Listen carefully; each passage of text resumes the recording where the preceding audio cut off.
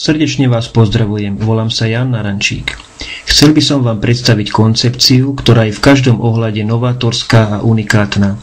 Určite ste už počuli o rôznych sociálnych sieťach ako Facebook, MySpace, Twitter alebo iViv a možno ste už aj členom takéhoto online združenia.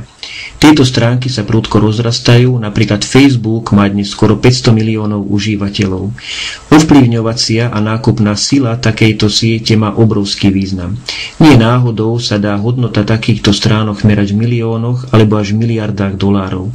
Môžete sa pýtať, ako je to možné, keď tieto stránky svoje služby poskytujú skoro bez výnimky zadarmo? Je to tak.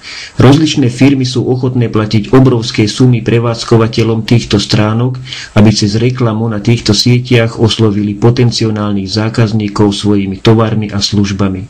Z týchto peňazí ste vy doteraz nemali možnosť profitovať. Toto sa však teraz môže zmeniť. Cieľom našej spoločnosti ako združenia silných globálnych investorov je, aby sa ich platforma stala najlepšou a najsilnejšou obchodnou platformou. Budujeme takú sociálnu sieť, ku ktorej je už teraz pripojených množstvo služieb ako napríklad webshop, poskytovanie mobilných služieb alebo online banking. Táto platforma bola oficiálne spustená 16. januára 2010. Okruh tovaru a služieb sa rozširuje priebežne.